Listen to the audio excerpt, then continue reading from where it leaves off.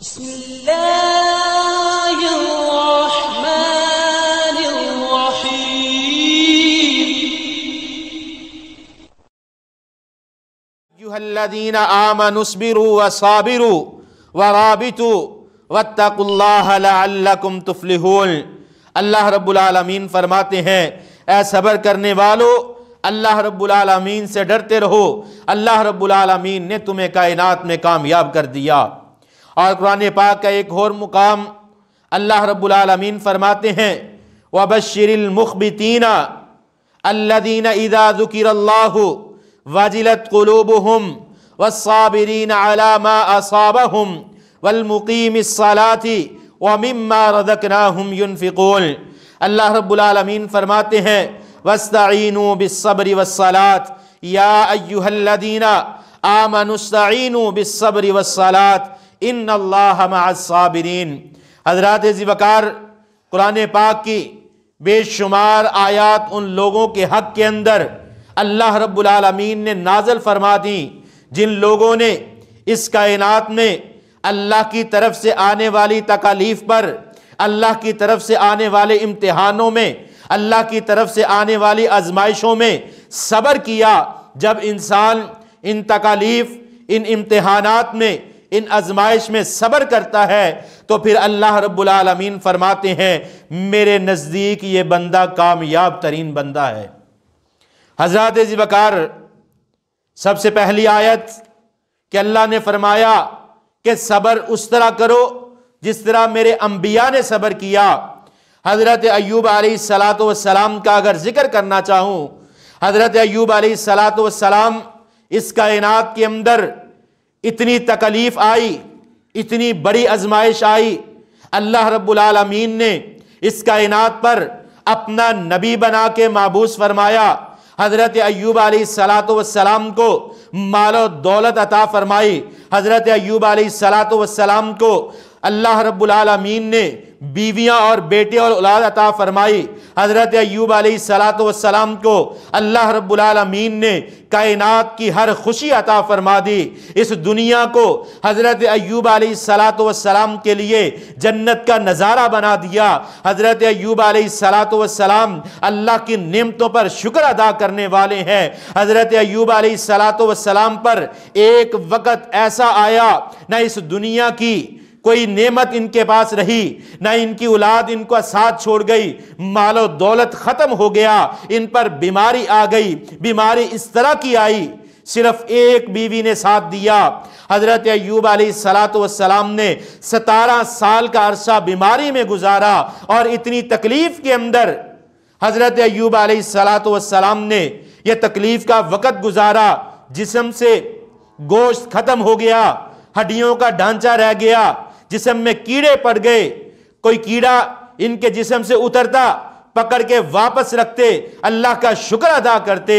ایک وقت وہ آیا اللہ رب العالمین نے حضرت ایوب علیہ السلام کی آزمائش کو دیکھا، حضرت ایوب علیہ السلام کے امتحان کو دیکھا، حضرت ایوب علیہ السلام کی بیماری کو دیکھا، حضرت ایوب علیہ السلام کا ان امتحانات پر صبر دیکھا۔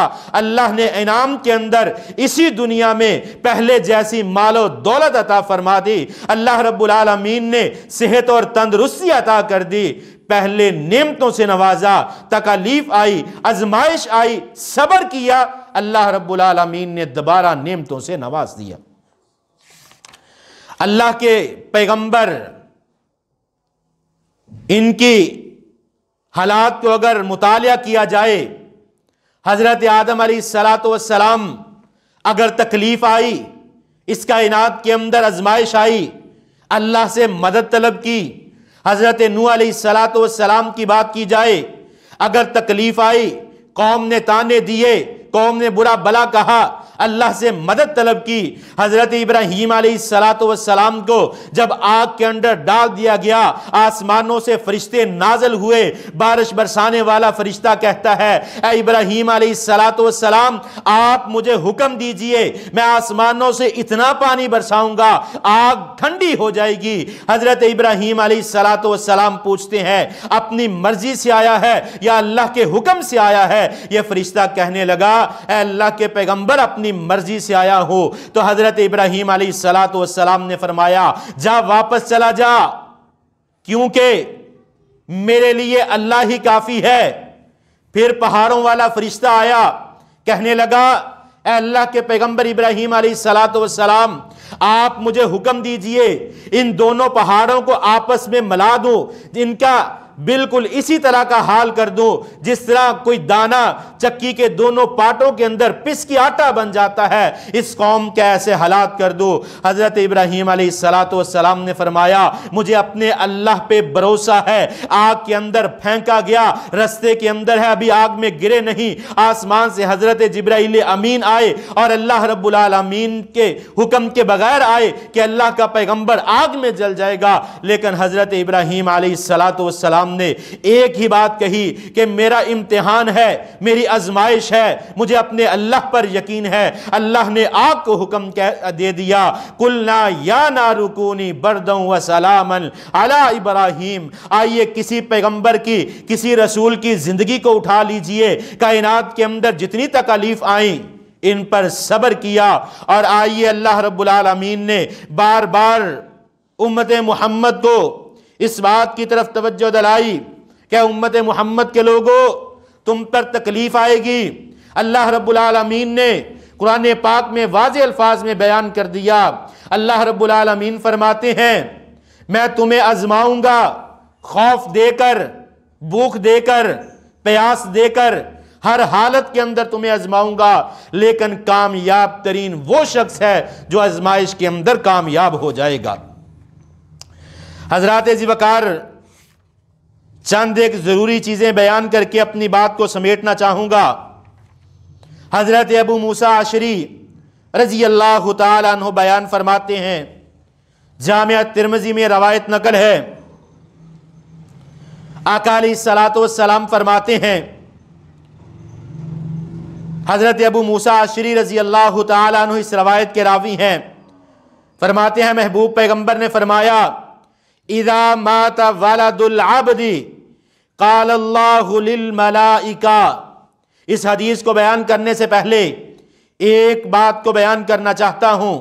آقا علیہ السلام نے فرمایا جب ماں کے پیٹ کے اندر بچہ 4 ماہ کا ہو جاتا ہے، آسمانوں سے فرشتہ نازل ہوتا ہے، اس ماں کے قریب آ جاتا ہے اور کہتا ہے اے اللہ اس ماں کے پیٹ میں پیدا ہونے والا بچہ ہے یا بچی ہے، اس کی جنس کیا لکھوں؟ فرشتوں کو پتہ نہیں، ابھی ماں کو پتہ نہیں کہ پیدا ہونے والا بیٹا ہے بیٹی ہے، اس کی جنس کیا ہے۔ کائنات جتنی مرضی ترقی کر لے، سائنس جتنی مرضی آگے چلے جائے، کسی کو اس بات کی خبر نہیں، لیکن آقا علیہ السلام فرماتے ہیں آسمان سے آنے والا فرشتہ اللہ سے سوال کرتا ہے، اللہ رب العالمین اس کی جنس کا تعین فرماتے ہیں، جو اللہ رب العالمین فیصلہ فرماتے ہیں یہ فرشتہ لوح محفوظ کے اندر اس بات کو لکھ دیتا ہے۔ اور پھر آقا علیہ السلام نے فرمایا، دوسرا سوال کرتا ہے اے اللہ اس کی زندگی کتنی لکھوں؟ ہر انسان جب پیدا ہوتا ہے اس کی پیدائش کا تو اس کائنات کے عالم میں پتہ چل جاتا ہے، لیکن اللہ پاک نے کسی کو اس بات کی خبر نہیں دی کہ کتنا وقت گزار کے جائے گا۔ آقا علیہ السلام فرماتے ہیں یہ فرشتہ اللہ سے سوال کرتا ہے اے اللہ کتنی زندگی لکھوں؟ اس کی زندگی کو لکھ دیا جاتا ہے، جو فیصلہ اللہ رب العالمین فرماتے ہیں اس فیصلے کے مطابق اس کی زندگی کے ایام کو لکھ دیا جاتا ہے۔ پھر تیسرا سوال کیا جاتا ہے اے اللہ اس کا رزق کتنا لکھوں؟ جتنا اللہ فیصلہ فرماتے ہیں اس کا رزق لکھ دیا جاتا ہے۔ اے اللہ یہ دنیا کے کس کس علاقے میں کہاں کہاں سفر کرے گا اللہ رب العالمین فیصلہ فرماتے ہیں، یہ لکھ دیا جاتا ہے۔ پھر اس کا آخر میں ایک سوال کرتا ہے اے اللہ یہ پیدا ہونے والا جنتی ہے یا جہنمی ہے؟ اللہ رب العالمین جو فیصلہ فرماتے ہیں وہ لکھ دیا جاتا ہے۔ آئیے اپنی حدیث کی طرف آتا ہوں۔ آقا علیہ السلام نے فرمایا اذا مات ولد العبد قال اللہ للملائکہ، جب ملک الموت فرشتہ اس کائنات سے کسی باپ کے بیٹے کی روح کو قبض کرتا ہے تو اللہ رب العالمین جب یہ روح کو قبض کر کے اللہ کے ہاں واپس جاتا ہے تو اللہ رب العالمین ان فرشتوں سے سوال کرتے ہیں، قال اللہ للملائکہ، اللہ رب العالمین فرماتے ہیں میرے فرشتوں، فرشتے کہتے ہیں جی اللہ کیا حکم ہے؟ اللہ رب العالمین فرماتے ہیں قبضتم ولد عبدی، کیا تم نے میرے بندے کی روح کو قبض کر لیا؟ فیقولون للملائکۃ نعم، فرشتے کہتے ہیں جی اللہ ہم نے تیرے بندے کی روح کو قبض کر لیا۔ اللہ رب العالمین فرماتے ہیں فیقولو قبضتم ثمرۃ فؤادہ، کیا تم میرے بندے کے لختے جگر کی روح کو قبض کرائے ہو؟ فرشتے کہتے ہیں نعم اے اللہ ہم نے اس کی روح کو قبض کر لیا۔ تو اللہ رب العالمین پھر سوال کرتے ہیں فرشتوں سے ماذا قال عبدی، اے میرے فرشتوں جس وقت تم نے میرے بندے کے بیٹے کی روح کو قبض کیا تو میرے بندے کی زبان پر کیا لفظ سے؟ تو اللہ رب العالمین فرماتے ہیں فرشتے مجھے جواب دیتے ہیں حمیدہ کا واسترجع، یہ شخص اللہ کی حمد کو بیان کرتا ہے اور اپنی تکلیف کو اللہ کی طرف لٹا دیتا ہے۔ فیقول اللہ، اللہ رب العالمین فرشتوں سے کہتے ہیں ابناؤ لعبدی بیتن فی الجنہ، اے میرے فرشتوں اس بندے کے نام کا جنت کے اندر ایک محل تعمیر کر دو۔ فرشتے پوچھتے ہیں اے اللہ اس محل کا کیا نام رکھا جائے؟ اللہ رب العالمین فرماتے ہیں وَسَمُّوهُ بیت الحمد، اس گھر کا نام حمد والا گھر رکھ دو، شکر کرنے والا گھر رکھ دو۔ آئیے آقا علیہ الصلوۃ والسلام فرماتے ہیں جب کوئی تکلیف آئے انا للہ و انا الیہ راجعون، اپنی تکلیف کو اللہ کی طرف لٹا دیا کرو، کیونکہ اللہ رب العالمین نے اعلان فرما دیا کہ میں تمہیں آزماؤں گا، ہر لحاظ سے کامیابی اس وقت ہوگی جب ہم اس تکلیف پر صبر کریں گے۔ حضرت ام سلمہ رضی اللہ تعالی عنہا ام المومنین ہیں، پہلے جن صحابی کے ساتھ ان کی شادی ہوئی جب ان کا انتقال ہو گیا نبی مکرم صلی اللہ علیہ وسلم کے پاس آئیں اور کہنے لگی اے اللہ کے پیغمبر آج میرا خامد فوت ہو گیا، اس دنیا کی خوشیاں ختم ہو گئیں، اے اللہ کے پیغمبر دنیا کا سکون ختم ہو گیا، اے اللہ کے پیغمبر دنیا کی ہر خوشی کی لذت ختم ہو گئی۔ آقا علیہ الصلوۃ والسلام نے فرمایا اے میری صحابیہ جاؤ اپنی تکلیف پر صبر کرو، اور ایک عمل بتلا دیتا ہوں اس ذکر کو، اس ورد کو کرو۔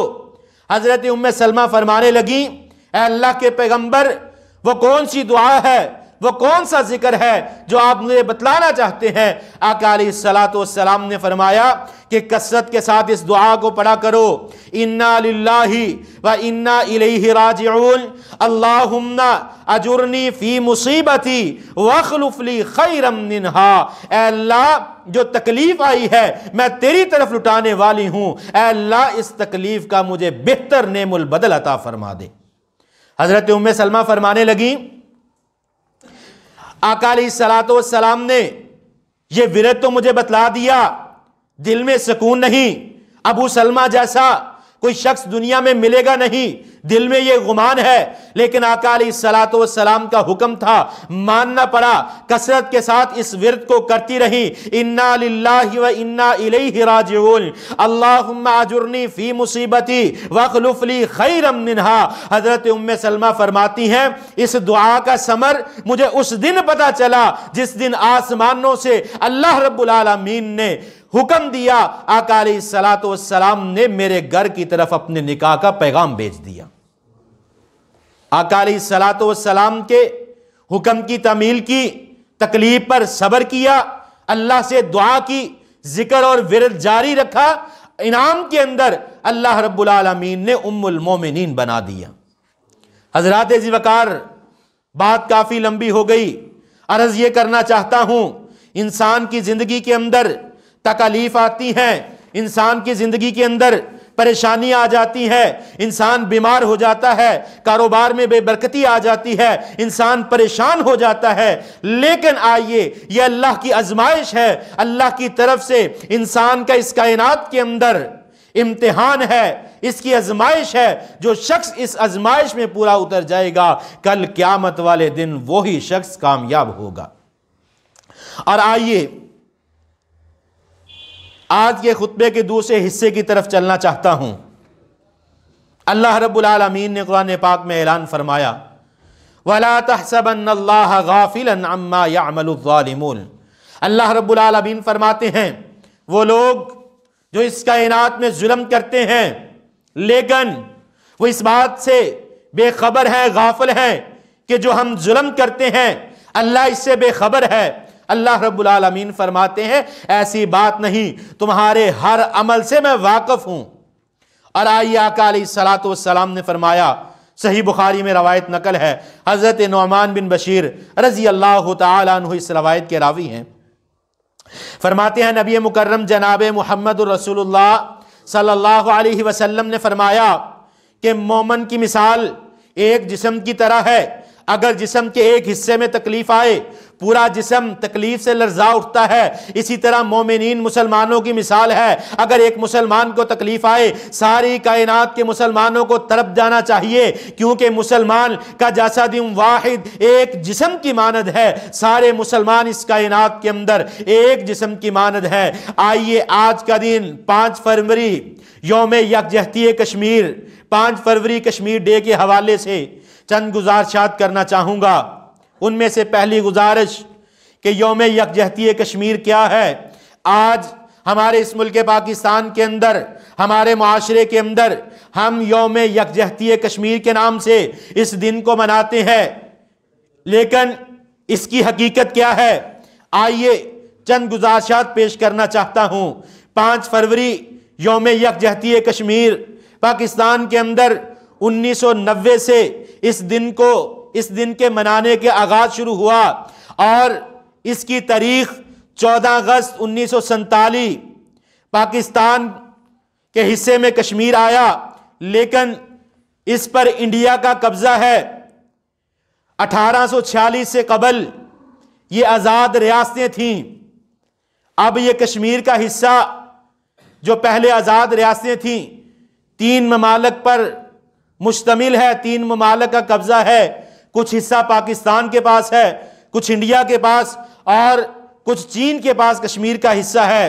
لیکن پاکستان یوم یکجہتی کشمیر ڈے جو مناتے ہیں، اس کا پس منظر تھوڑا سا بیان کرنا چاہوں گا کہ پاکستان کشمیریوں کے حق میں یکجہتی کا جو دن منایا جاتا ہے یوم یکجہتی کشمیر، یہ اس سلسلہ میں پاک بھارت کے درمیان وہ کشمیر کا تنازع جو اقوام متحدہ کی قراردادوں کی نظر ہو چکا ہے، حالانکہ ہونا یہ چاہیے تھا ان قراردادوں کی بجائے کشمیر کی جو عوام ہے ان کی خود ارادیت کو تسلیم کرنا چاہیے تھا کہ وہ کس ملک کے ساتھ جانا چاہتے ہیں۔ آئیے اس سلسلہ میں پاکستان میں 3 بڑی جنگیں گزر چکی ہیں، ایک 1947 جب پاکستان کو آزادی حاصل ہوئی، اور دوسری 1965 اور تیسری 1999 میں کارگل کی جنگ، اور 1971 جو جنگ تھی وہ کشمیر کے حوالے سے نہیں تھی۔ آئیے میں اپنے موضوع کی طرف چلتا ہوں۔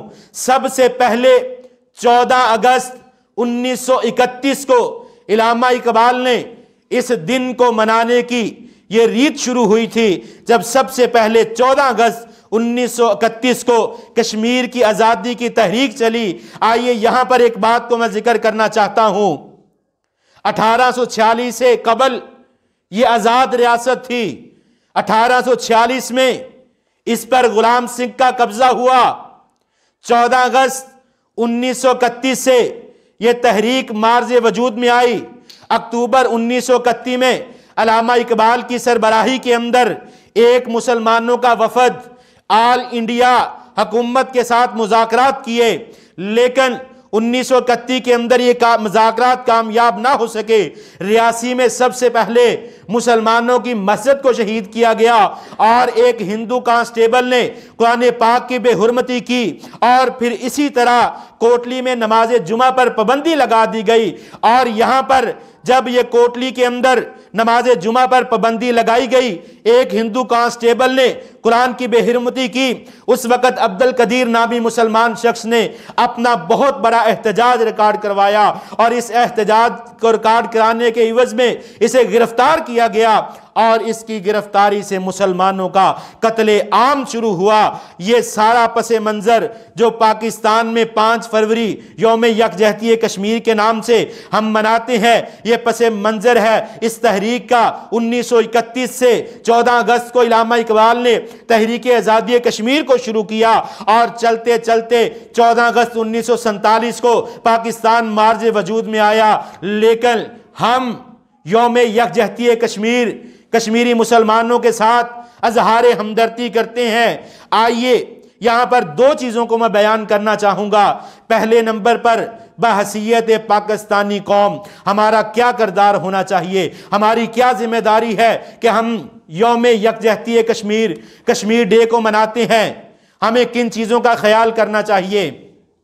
ہم بحیثیت پاکستان قوم 5 فروری یوم یکجہتی کشمیر بڑے جوش و خروش سے مناتے ہیں، لیکن اگر حقیقت کی طرف میں جاؤں، اگر حقیقت سے پردہ اٹھاؤں، پاکستان کے اندر 5 فروری سوائے ایک چھٹی کے دن کے علاوہ ہم کشمیریوں کے لیے کچھ بھی نہیں کرتے، کیونکہ اسی سال آج کے دن کی اگر میں بات کروں، آج 5 فروری ہے، سن 2021 ہے، جتنے بھی سرکاری اداروں کے اندر چھٹی ہوئی ہے، جتنی بھی مارکیٹوں کے اندر چھٹی ہوئی ہے، ہر سرکاری ملازم، ہر جو ذمہ دار جو کسی محکمے کے اندر اپنی ڈیوٹی کو انجام دے رہا ہے، اس کی ایک ہی خواہش ہے کہ 5 فروری کی چھٹی ہے، آگے ہفتہ 6 فروری، اتوار 7 فروری، ہمیں 3 چھٹیاں کٹھی مل گئی ہیں، ہم پکنک منانے کے لیے نکلیں گے، ہم اپنے گھروں کا رخ کریں گے۔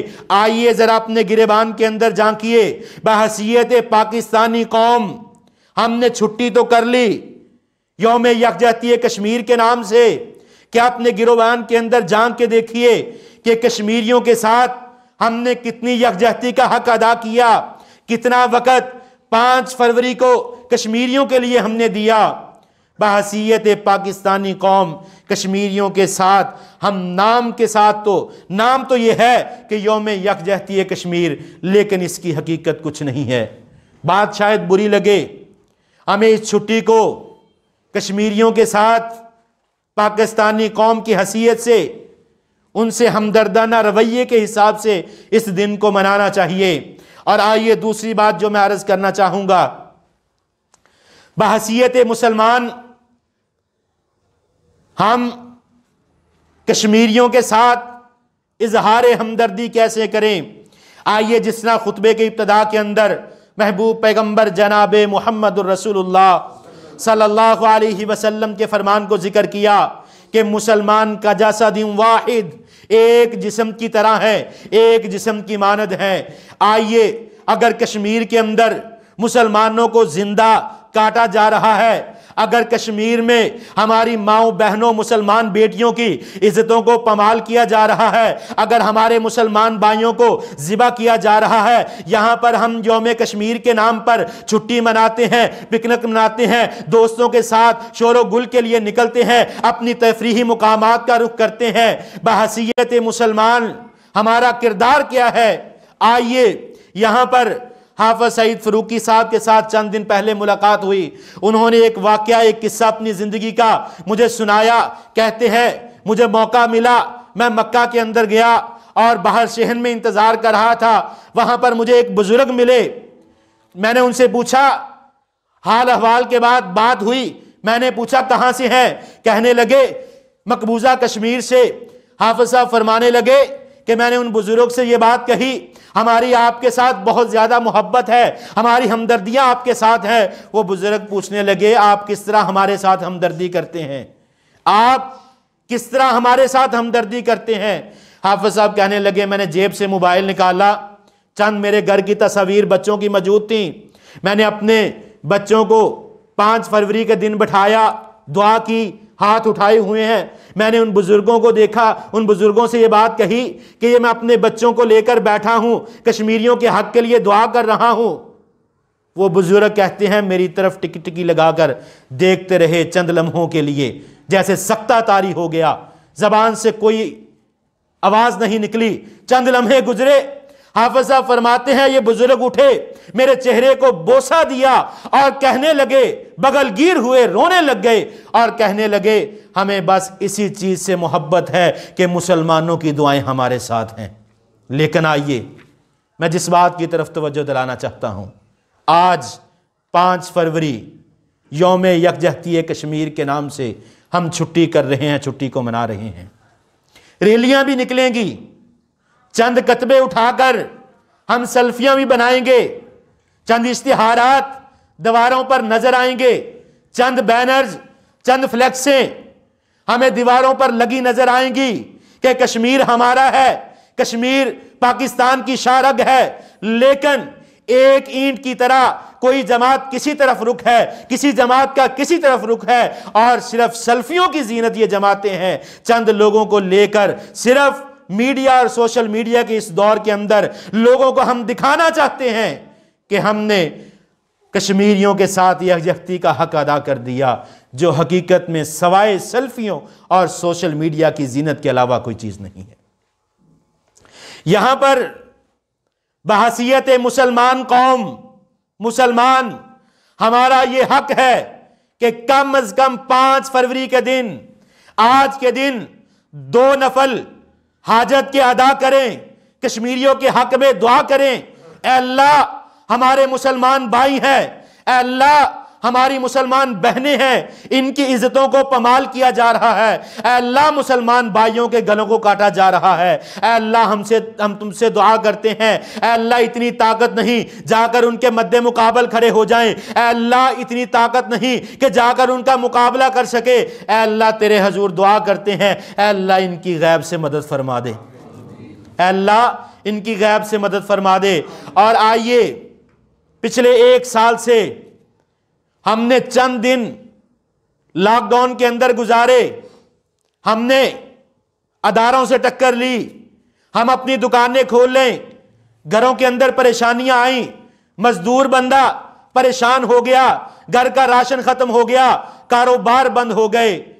आइए जो लोग 1 साल से ऐसा वक्त गुजार रहे हैं, ना खाने के लिए वाफर चीजें मौजूद हैं, ना बीमारी के लिए अद्वियात मौजूद हैं, ना हॉस्पिटल के दरवाजे खुले हैं, जरा सोचिए तो सही, हम 2-3 महीने के अंदर कितना परेशानी में वक्त गुजारा।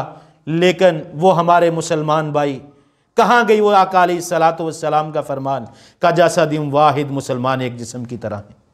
आइए अहद कीजिए।